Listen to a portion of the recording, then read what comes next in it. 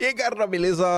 Como é que vocês estão? Meus amigos, como sempre, muita coisa pra gente comentar. Dividi o vídeo em 4 partes, coloquei a foto ali do Lula, mas nesse primeiro tópico, vamos falar de Brasil e Estados Unidos na questão do tarifaço, vamos falar de Venezuela e companheiro Maduro, vamos falar da Globo, sim, Globo, verbas de propaganda também, Lula, vamos falar de judiciário, vamos até falar de Magnitsky. Aconteceu uma coisa ontem que eu acho que é relevante. Pegando o gancho na questão do judiciário, vamos falar de Bolsonaro. Para minha surpresa, até mesmo os golpistas do Estadão já estão a questionar, né, todo o maltrato, tortura e vingança que querem aplicar contra Bolsonaro com essa história de mandar Bolsonaro pra papuda. O Mário Sabino também falou sobre isso. Acho que tem outras coisas que saíram nesse ponto que vale a pena a gente comentar. Fala um pouco também sobre Eduardo Bolsonaro, coisas que estão fazendo contra o Dudu para... Na terceira parte, falarmos sobre notícias positivas. Chile, tudo indica, terá um novo presidente de direita, o Cast, aquele ali, que está com a foto com o Bolsonaro. E se você analisar ali, né, como é que tá o rostinho de Bolsonaro, parece que essa foto já tem alguns anos. Temos que falar sobre isso. E também algumas confusões sobre 2026. E o final, eu não acho que vai dar tempo de a gente comentar sobre isso hoje. Então, vamos que vamos, para ver até onde a gente consegue ir. E vejam só. Depois da fake news do final de semana, que a tarifa acabou, tem mais tarifa, Trump recuou, a força de Lula se mostrou presente, a realidade começou a bater na porta. Aí vem a turma do Paulo Capelli, lá do Metrópolis, relatar o seguinte, ó. Retorno de Trump sobre tarifas frustra expectativa do Planalto. O Palácio do Planalto, ou seja, Lula, não está satisfeito com a redução de 10% anunciada pelos Estados Unidos a alguns produtos brasileiros. Como a coluna informou, o governo Lula enviou um documento de reivindicações aos Estados Unidos na terça, dia 4, mas boa parte das questões colocadas ainda permanece sem resposta. E mais, a imprensa noticiou que sim, foi enviado algum material por parte do governo Lula, mas a coisa está tão secreta que ninguém vazou nenhum conteúdo. O Jamil Chad foi o único que falou que estava na mesa, discussões sobre Big Techs, mas sem entrar muito nos pormenores. Segundo o embaixador envolvido nas negociações, o Brasil aguarda retorno em relação às tarifas aplicadas pelo governo Trump sobre carne bovina, açúcares e equipamentos de engenharia como metais. Diplomatas brasileiros demonstram frustração com a demora. Integrantes do Planalto afirmam que Lula está frustrado com o andamento das discussões e planeja ligar diretamente para Trump nos próximos dias para tentar reverter a sobretaxa de 40% e revogar a Magnitsky aplicada pela Casa Branca contra Moraes. O chanceler Mauro Vieira se reunirá até o final deste mês com o Marco Rubio e com o responsável pela área comercial dos Estados Unidos, o Jamieson Greer. Também está prevista a participação do ministro da Fazenda, Fernando Haddad. Ainda em relação aos Estados Unidos, não diretamente ao Lula, mas de um amigo de Lula, a Raquel Krahenbuhl, a correspondente da Globo em Washington, aquela jornalista que sempre tenta fazer perguntas para o Trump sobre o Brasil, fez um seguinte tweet. Hoje no Salão Oval, Trump não descartou mandar tropas para a Venezuela e diz que ficaria orgulhoso de lançar ataques no México. Aspas, faremos o que for preciso para acabar com as drogas. Essa fala circulou nas redes sociais, não vou dar play porque não está dublada, está em inglês, tem legendas. A turma do The Incorrupt postou, né, Trump sob ações na Venezuela. Eu não descarto nada. Eles jogaram centenas de milhares de pessoas no nosso país. Não sou apaixonado pelo povo que governa a Venezuela. Não está falando sobre o povo venezuelano. Então, a tensão segue aumentando. Enquanto isso, ontem eu até vi o vídeo. Eu já tinha visto, mas vi por outro ângulo. A Globo já tinha publicado, mostrei ontem. Aí eu vi por outro ângulo a turma cantando Imagine, que era o ângulo que, em vez de mostrar o Maduro, mostrava meio que o povo. Ai. Voltando a falar de Brasil e Estados Unidos, o Paulo Figueiredo ontem publicou aqui essa imagem. Como vocês podem ver, sobre o 26º Congresso Nacional do Ministério Público.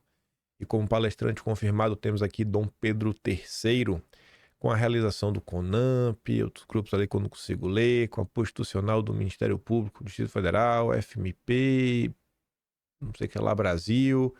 Aí, parceria estratégica, está ali a turma da Abralatas, BioID, Abralatas que ajudou aí no lobby, na reforma tributária, para algumas questões verdes. Arnaldo Jardim que o diga. E aí você vê que um patrocínio da Ambipar, mesmo em volta aí em confusões nos últimos tempos, a Febraban, aí eu me pergunto, o que financia a Febraban, né? A Febraban é uma federação. O que financia a Febraban? É uma pergunta boa, né? Quem financia, rapaz? Porque a Febraban já é financiada por alguém e a Febraban resolve financiar esse tipo de coisa. E você vê ali embaixo alguns bancos, né? Banco do Brasil, Nordeste, Caixa, BNDES, né? É o próprio governo brasileiro. E você ainda vê, né? A PicPay, que é ligado, se eu não me engano, até os nossos Rockefeller brasileiros e a Coca-Cola. Aí o Paulo Figueiredo fala o seguinte: o governo dos Estados Unidos, especificamente o OFAC, não é tão ágil quanto gostaríamos na hora de aplicar as penalidades àqueles que violam as sanções. E estamos trabalhando também nesta direção. Mas, apesar de tardar, raramente eles falham. E eles já estão cientes disso daqui.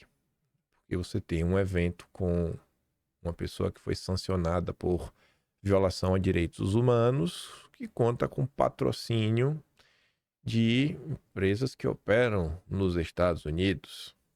O que é que vai acontecer? Não sei. Mas normalmente é tudo que o Paulo Figueiredo e Eduardo Bolsonaro prometeram, eles entregaram. Falando aí de patrocínio, né? A gente tá falando desses eventos.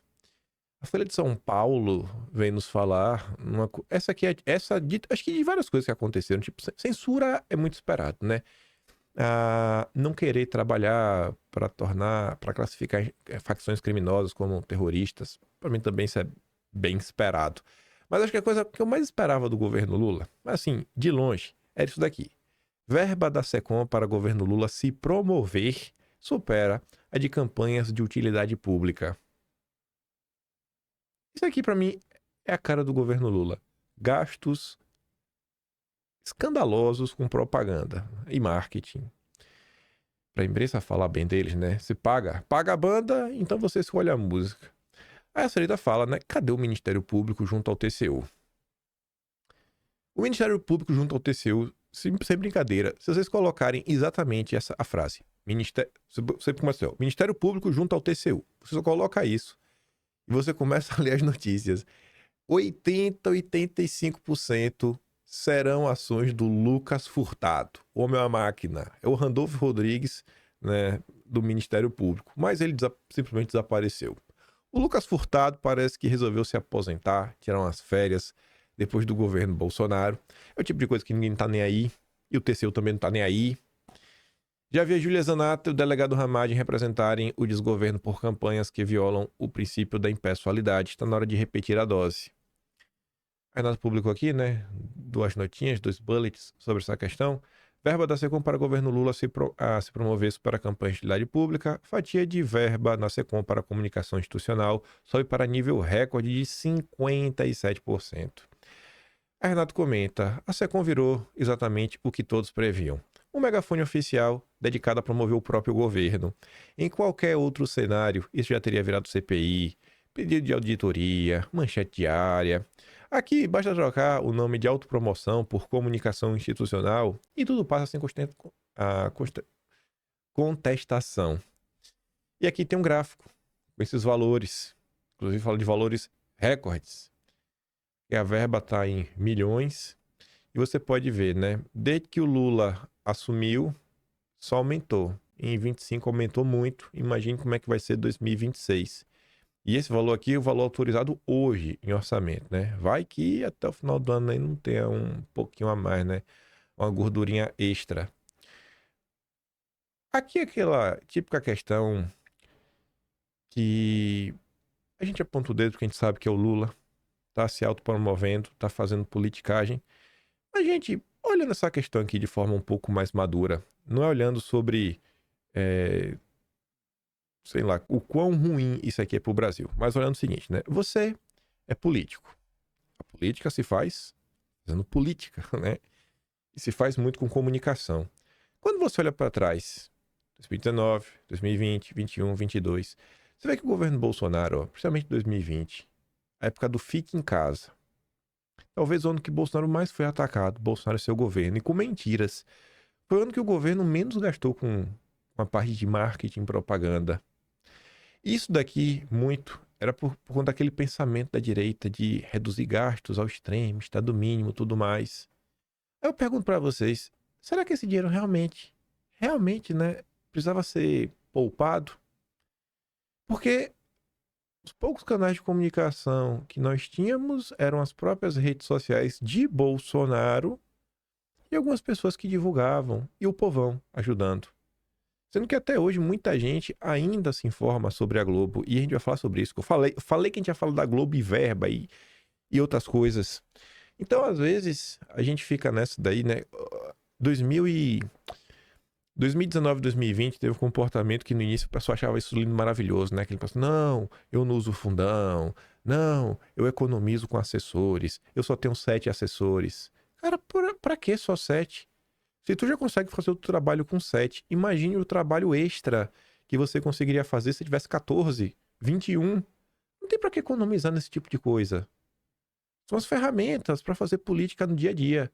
Lula aí passa de todos os limites, né? E ele tá nem aí, tocando pau. Quando a direita voltar, a partir de janeiro de 27, espero que a janeiro realmente a direita faça esse trabalho de homem a homem, mas assim, pesado, pesado, pesado. Que entre aí um consórcio de empresários ou para comprar a Globo ou então para fechá-la. E aqui a gente fala sobre isso, ó. Esses números são assustadores.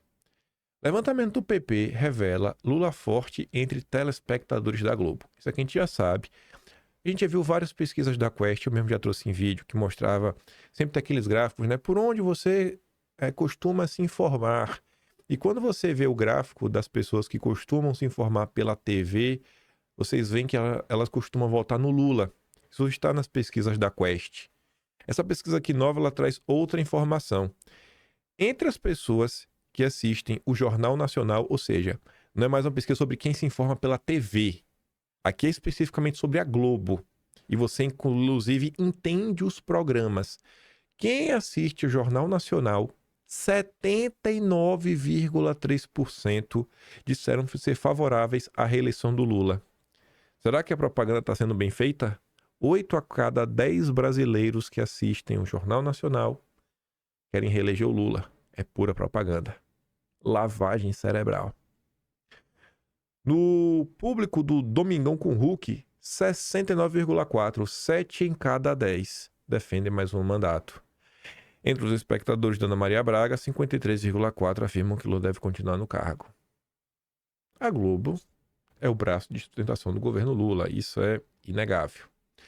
Falando dela, para minha surpresa, e aí quando esse tipo de coisa acontece, né, você fica sem entender, repercute exatamente que as pessoas ficam sem crer que a Globo, que sustenta o governo Lula, mente o quanto for necessário, deu destaque para a turma da ONU criticando o governo brasileiro.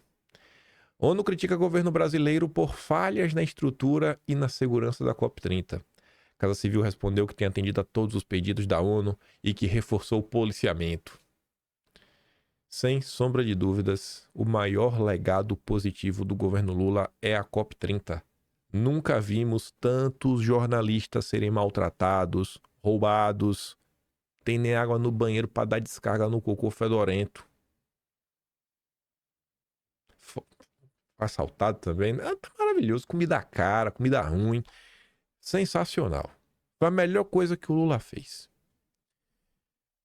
Aí a CNN repercutiu também, né? Em carta, a ONU critica a organização da COP e pede melhorias. Episódio que deflagrou a reação da ONU foi a invasão de manifestantes na Blue Zone, área oficial de negociação da conferência.